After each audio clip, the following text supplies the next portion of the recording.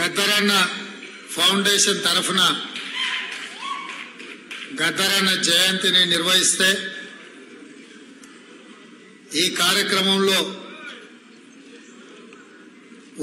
ఉప ముఖ్యమంత్రి మిత్రుడు బట్టి విక్రమార్క గారు,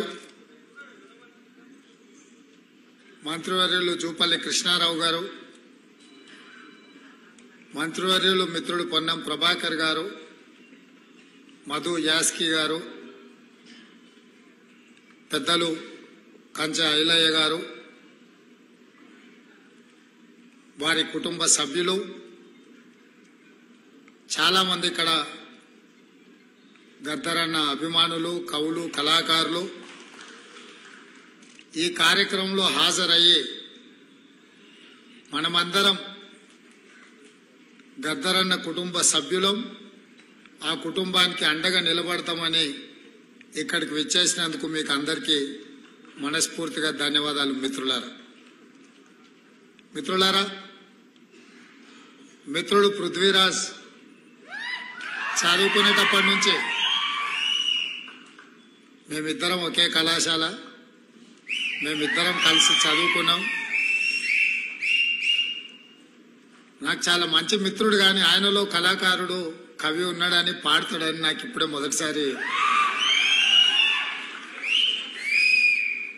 సంగంరెడ్డి సత్యనారాయణ గారు తెలంగాణ ఉద్యమంలో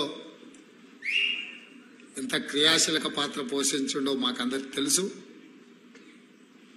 వారందరూ ఈరోజు ఈ కార్యక్రమాన్ని ఏర్పాటు చేసి తెలంగాణ సమాజంలో చైతన్యం ఉన్నది,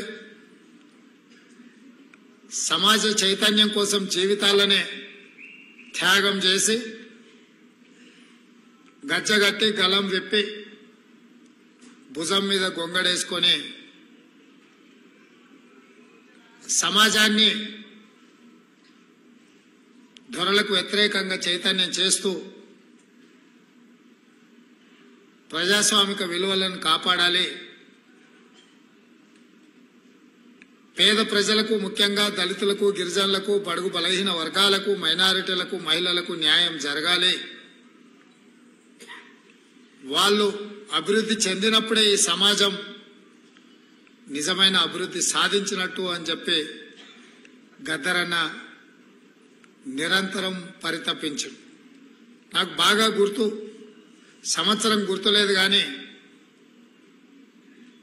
మేము కాలేజీకి వెళ్లే రోజుల్లో అచ్చంపేటలో గద్దరన్న కార్యక్రమం ఉండే. ఆ కార్యక్రమాన్ని ఆనాడు ప్రభుత్వాలు అడ్డుకోవాలని చూస్తే వేలాది మంది గ్రామాల నుంచి ఎడ్ల బండ్లు కట్టుకొని గద్దరన్న అచ్చంపేట కార్యక్రమానికి తరలి వెళ్ళింది నాకు బాగా గుర్తు. ఎందుకంటే మా గ్రామమే ఆ రోజు గద్దరన్న కార్యక్రమానికి వెళ్ళినప్పుడు అప్పుడు గద్దరన్న గొప్పతనం నాకు తెలీదు. మొదటిసారి గద్దరన్న పేరు అప్పుడు నేను వినడం జరిగింది. ఆ తర్వాత తెలంగాణ రాష్ట్ర సాధనలో తెలంగాణ జనసమితి కావచ్చు, బెల్లి లలిత గారు కావచ్చు, గద్దరన్న కావచ్చు, వీళ్ళందరూ కూడా ఈ రాష్ట్రాన్ని ఆకాంక్షించిన వారిలో ముందు వరుసలో ఉండి ఈ ఉద్యమాన్ని ముందుకు నడిపించు. సరే, రాజకీయంగా వాళ్ళు ఈ ఉద్యమాన్ని వాడుకోకపోయి ఉండొచ్చు, రాజకీయ స్వార్థానికి వాడుకోవాలన్న ఆలోచన కూడా వాళ్ళకి రాకపోయి ఉండొచ్చు. కొద్దిమంది వీళ్ళందరూ చీమలు పెట్టిన పుట్టలో పాములు చేరి రాజకీయ పార్టీలుగా ఎదిగి అధికారంలోకి వచ్చి ఏ త్యాగాల పునాదుల మీద రాష్ట్రం ఏర్పడి ఏ త్యాగాల పునాదుల మీద ఈ రాష్ట్రాన్ని సాధించినమో ఆ పునాదుల మీదనే అధికారంలోకి వచ్చి ఆ అధికారాన్ని అడ్డం పెట్టుకొని అణిచివేసే కార్యక్రమం జరుగుతున్నప్పుడు మళ్ళీ గద్దరన్న నా అవసరం ఈ సమాజానికి ఉన్నది, మళ్ళీ నేను నా బాధ్యతను నెరవేర్చాలి అని చెప్పి ఆయన గొంగడి భుజం మీద వేసుకొని మళ్ళీ బయలుదేరాడు. ఆ విధంగా మళ్ళీ తెలంగాణ ఉద్యమం అదే తుది తెలంగాణ ఉద్యమంగా మారాలి. ఇక ఈ తెలంగాణ సమాజం మళ్ళీ ఉద్యమాల బాట పట్టొద్దు, ఈ తెలంగాణ సమాజంలో ప్రజాస్వామిక తెలంగాణ ఉండాలి, ప్రజలెన్నుక ప్రభుత్వం రావాలి, ప్రజాపాలన జరగాలి అని గద్దరన్న కోరుకున్నాడు. గద్దరన్న ఆరోగ్యం బాగలేకపోయినా బట్టన్న చేస్తున్న పాదయాత్రలో ఆదిలాబాద్ నుంచి ఖమ్మం జిల్లా వరకు ఎప్పుడు అవకాశం వచ్చినా వారు పాల్గొన్నారు. వారిచ్చిన స్ఫూర్తి మాకందరికీ ఆనాటి పాలకుల మీద కొట్లాడడానికి ఎంతో మనోధైర్యాన్ని ఇచ్చింది. అప్పుడప్పుడు ఈ పోరాటంలో నిరాశ నిస్పృహ కలిగినప్పుడు నేను గద్దరన్నను లోతుకుంటే ఇంటికి వెళ్ళి కలిసేవాడిని. చాలా మందికి తెలియదు ఆ విషయము. అప్పుడప్పుడు వెళ్ళి గద్దరన్నతో కూర్చొని మాట్లాడేటోళ్ళు. గద్దరన్నతో మాట్లాడితే 1000 ఏనుగుల బలం వచ్చేదే, కొట్లాడొచ్చు, వీని పడగొట్టొచ్చు అనే ధైర్యం వచ్చేది. ఆ ధైర్యమే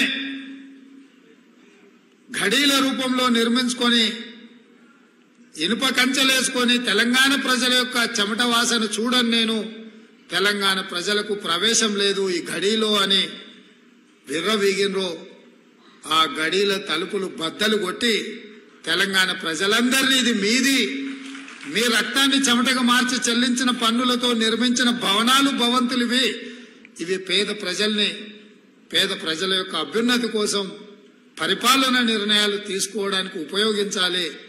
అందుకే దీనికి జ్యోతిరావు పూలే గారి పేరు ఉండాలి అని చెప్పి మా ఒత్తిడితో మా పోరాటంతో మేము ప్రకటించినాం. తెలంగాణలో కాంగ్రెస్ ప్రభుత్వం ఏర్పడిన వెంటనే డాక్టర్ బాబాసాహెబ్ అంబేద్కర్ గారి పేరు పెడతామని చెప్తే ఆ భయానికే మా ప్రభుత్వం రాకంటే ముందే సచివాలయానికి డాక్టర్ బాబాసాహెబ్ అంబేద్కర్ పేరు పెట్టాల్సిన పరిస్థితులు కేసీఆర్ కు కల్పించినాం. ఇంతకుముందు పెద్దలు కంచయ్యలయ్య గారు, కవిత గారు నాకు ఫోన్ చేసిండ్రు, అసెంబ్లీలో జ్యోతిరావు పూలే గారి విగ్రహాన్ని పెట్టడానికి మీరు రావాలి అని. అయితే చాలా మంది ఆ 10 ఏళ్ళు ఎందుకు పెట్టలేదు, 10 ఏళ్ళు ఎందుకు అడగలేదు అంటారు. ఆ 10 ఏళ్ళు వాళ్ళ నాయన మీద సంపూర్ణమైన నమ్మకం ఉండి ఈయన దుర్మార్గుడు, ఈయన పెట్టాడు కాబట్టే ఈ రోజు ప్రజా ప్రభుత్వం వచ్చింది, తప్పకుండా ప్రజా ప్రభుత్వం పెట్టడానికి అవకాశం ఉంది అని చెప్పి వినతి పత్రం తీసుకొని వచ్చి ఏ దళితున్నైతే ముఖ్యమంత్రిని చేస్తా అని చెప్పి మాట ఇచ్చి మోసం చేసిండో ఆ దళితున్నే ఇందిరమ్మ రాజ్యంలో అసెంబ్లీకి స్పీకర్ గా నిర్ణయిస్తే ఆ దళితుడే స్పీకర్ గా ఉంటే మా గడ్డం ప్రసాద్ గారికి కల్వకుంట్ల కవిత గారు వినతి పత్రాన్ని ఇచ్చిందంటే ప్రజా ప్రభుత్వం వచ్చినట్టే, ప్రజాపాలన మొదలైనట్టే అని చెప్పి నేను వేదిక మీద నుంచి చెప్పదలుచుకున్నా. తండ్రి మీద విశ్వాసం లేక, నమ్మకం లేక తండ్రి ఈ ప్రజాపాలనకు వ్యతిరేకి అని తెలిసి చెప్పడానికి బేసిజం అడ్డం వచ్చిందేమో నాకు తెలియదు. కానీ అందుకే 10 సంవత్సరాల తర్వాత ఏర్పడ్డ కాంగ్రెస్ ప్రభుత్వంలో స్వేచ్ఛగా వాళ్ళు కూడా వచ్చి వినతి పత్రాలు ఇచ్చేటంత స్వేచ్ఛను కాంగ్రెస్ పార్టీ ఇచ్చింది అని అంటే ఇంతకంటే ఇంకేం కావాలి? అందుకే మిత్రులారా, ఈ ప్రభుత్వం ప్రజలెన్నుకున్న ప్రభుత్వం, ఈ ప్రభుత్వం ప్రజల ఆలోచనలకు అనుకూలంగా ప్రజల యొక్క అభ్యున్నతి కోసం పరిపాలన నిర్ణయాలు చేయడానికి ఎన్నుకున్న ప్రభుత్వం. తప్పకుండా మిత్రులు చాలా మంది ఇక్కడ గద్దరన్న గారి పేరు మీద జిల్లా ఉండాలి, ట్యాంక్ బండ్ మీద గద్దరన్న గారి విగ్రహం ఉండాలి అని ఏదైతే విజ్ఞప్తి చేసిండ్రో వీటన్నిటినీ తప్పకుండా మంత్రివర్గంలో సహచార మంత్రులతో మాట్లాడి ప్రభుత్వం నిర్ణయం తీసుకుంటుంది అని చెప్పి మిత్రులకి ఈ సందర్భంగా తెలియజేస్తున్నా. అదేవిధంగా గద్దరన్న నాకు చాలా విషయాలు చెప్పిన, అందులో 2 విషయాలు ఈ సందర్భంగా గుర్తు చేయదలుచుకున్నా, మీతో పంచుకోదలుచుకున్నా. మొదటిది, లిక్కర్ పార్టీ ఒకటై ఉన్నాయి, రాబోయే ఎన్నికలలో నువ్వు జాగ్రత్తగా ముందుకు వెళ్ళాలి అని చెప్పిండు. ఇవాళ లిక్కర్ పార్టీ ఒకటైన విషయాన్ని మన కళ్ళ ముందు కనిపించి కాంగ్రెస్ ను రాకుండా అడ్డుకోవాలని చూసిన మీరందరూ కూడా అడ్డుగోడలు తొలగించి లిక్కర్ పార్టీని మొన్నటి ఎన్నికల్లో లిక్కర్ పార్టీని ఓడించారు. రాబోయే పార్లమెంట్ ఎన్నికల్లో నిక్కర్ పార్టీని కూడా ఓడించడానికి మాకు అందరికీ అండగా ఉండాలి అని కోరుకుంటున్నా. ఇంకొక మాట కూడా కీలకమైన మాట చెప్పిండు. ఇంటికి వచ్చిన నా మనవన్ని ఆశీర్వదించడానికి ఆ సందర్భంగా ఇంకొక మాట చెప్పిండు గద్దరన్న. రేవంత్, జీవితాంతం గుర్తుపెట్టుకో, పొలిటీషియన్తో కొట్లాడడం సులువు, క్రిమినల్తో కొట్లాడడం అంతకంటే సులువు. కానీ క్రిమినల్ పొలిటీషియన్తో కొట్లాడడం అంత సులువు కాదు. నీ ఎదురుగున్నోడు క్రిమినల్ పొలిటీషియన్ అనుకుంటున్నావు, కాదు క్రిమినల్ అని చెప్పి కేసీఆర్ గురించి నాకు చెప్పడం జరిగింది. అందుకే ఆ క్రిమినల్ పొలిటీషియన్తోని మేము కాదు, మీరందరూ కలిసి వచ్చి తోడుగా ఉండి గద్దెని దించి ఈ ప్రభుత్వాన్ని ఏర్పాటు చేసినాం. ఇవాళ ఏ పని చెయ్యాలన్నా దాన్ని అడ్డుకోవాలన్న ఆలోచన తప్ప ప్రతిపక్ష పార్టీగా ప్రజలకు మేలు జరిగే సలహాలు సూచనలు ఇవ్వడం మానేసి శాపనార్థాలు పెట్టుకుంటూ తిరుగుతున్నారు. ఇట్లాంటి శాపనార్థాలకు కాంగ్రెస్ పార్టీ ఎప్పుడు భయపడదు. కాంగ్రెస్ పార్టీ ప్రజలకు స్వతంత్రం అవసరమైనప్పుడే, ప్రజలకు స్వతంత్రం ఇవ్వాలన్న ఆలోచనతోనే ఈ దేశానికి స్వతంత్రం తీసుకొచ్చింది. ప్రజలు తెలంగాణ కోరుకుంటున్నారు అంటే అన్ని త్యాగాలకు వెరవకుండా తెలంగాణ రాష్ట్రం ఇచ్చింది. ప్రజలు ప్రజాస్వామిక పరిపాలన కోరుకుంటే ఎట్లాంటి ఒడిదుడుకులనైనా ఎదుర్కొని 5 కాదు 10 సంవత్సరాలు సుస్థిరమైన పరిపాలన అందించే బాధ్యత నాది, మా మిత్రుంది. కొంతమంది మాట్లాడుతున్నారు 3 నెలలు 6 నెలలు 6 నెలల కేసీఆర్ మళ్ళా ముఖ్యమంత్రి అవుతాడని. అయ్యా, అనుకునేటోళ్లకు, ఆశపడేటోళ్లకు ఒక మాట చెప్పదలుచుకున్నా. మొన్నటి ఎన్నికలలో ప్రజలు బొక్కలు ఎరగొట్టి బోర్లు పడేసారు. మీ బొక్కలే చక్కగా కాలేదు, ఏ రకంగా మళ్ళీ ఈ రాష్ట్రానికి ముఖ్యమంత్రి అవుతామని పగటి కళలు కట్టురు. చేసి చూడండి ప్రయత్నం, తెలుస్తుంది మీకు ప్రజల యొక్క ఆగ్రహం. ఆనాడు నాదెండ్ల భాస్కరరావు గిట్లాంటి వేషాలు వేస్తే ఊర్లలో ఒక్కరిని కూడా రానియలే ప్రజలు. ఇవాళ అట్లాంటి ఆలోచన ఎవడన్నా చేసిండంటే గ్రామాలలో ఇక్కడ ప్రజలు గోరీలు కడతారు. మళ్ళీ మీ గోరి మీరు కట్టించుకోవాలనుకుంటే బతుకుండగానే తెలంగాణ ప్రజలు మీకు గోరి కట్టాలనుకుంటే ఇట్లాంటి విపరీతమైన కోరికలు మీ మెదడులో వస్తాయి. అది మీ ఒంటికి ఇంటికి మంచిది కాదు. ప్రజలు ఎన్నుకున్న ప్రభుత్వాన్ని, ప్రజలకు మంచి పరిపాలన అందించడానికి ప్రతిపక్షంగా సలహాలు సూచనలు ఇవ్వండి. మా ప్రభుత్వం ఎప్పుడు ద్వారాలు తెరిసే ఉన్నాయి. చేతనైతే సలహాలు ఇవ్వండి, ప్రతిపక్ష పాత్ర పోషించండి తప్ప.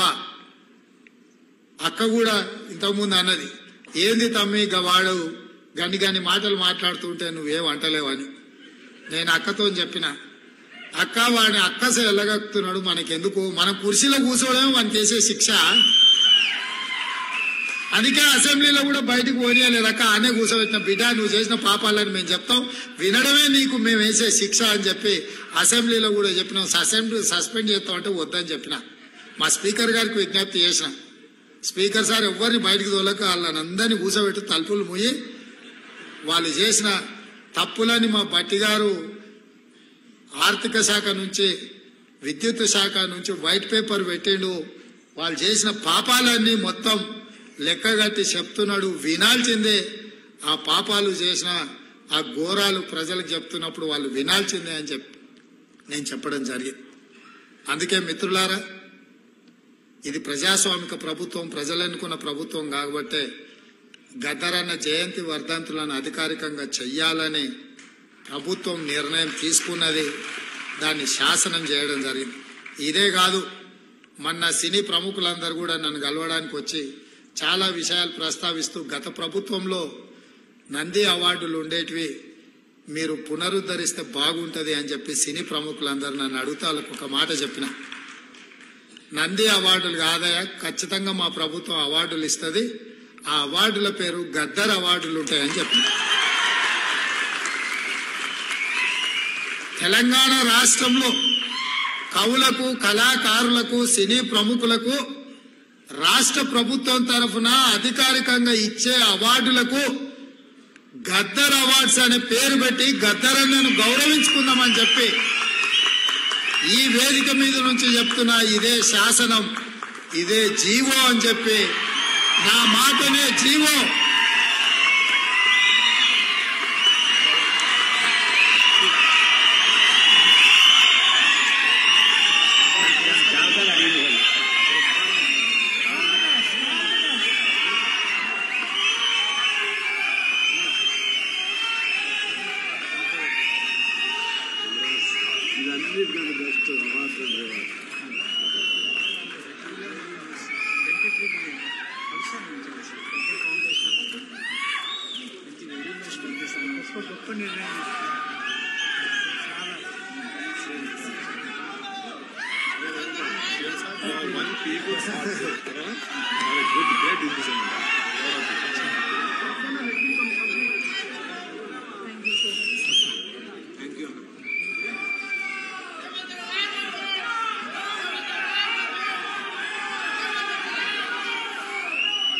మిత్రులారా, అది కూడా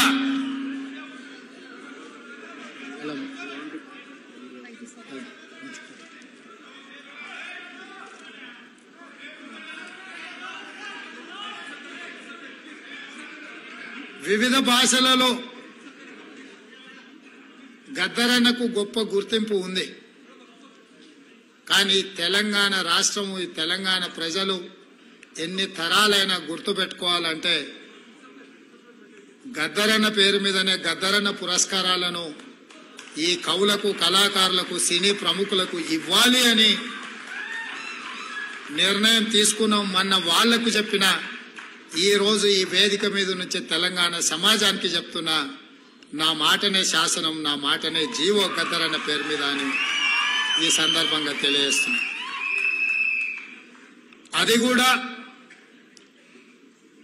ఈ సంవత్సరం ఉగాది పండుగ చేసుకున్న వచ్చే సంవత్సరం నుంచి జనవరి 31 తారీఖు నాడు గద్దరన్న జయంతి నాడే వచ్చే సంవత్సరం నుంచి ఈ కార్యక్రమాన్ని చేయడం ద్వారా ప్రతి గద్దరన్న జయంతి నాడు ఈ పురస్కారాలను ఆ కవులకు కళాకారులకు అందించడం ద్వారా వారిని స్మరించుకునే అవకాశం తెలుగు ప్రజలకు, తెలంగాణ ప్రజలకు, ఆయన అభిమానులకు అందరికీ కూడా ఉండాలన్న ఆలోచనతోనే ఈ నిర్ణయం ఇక్కడ ప్రకటిస్తున్నా.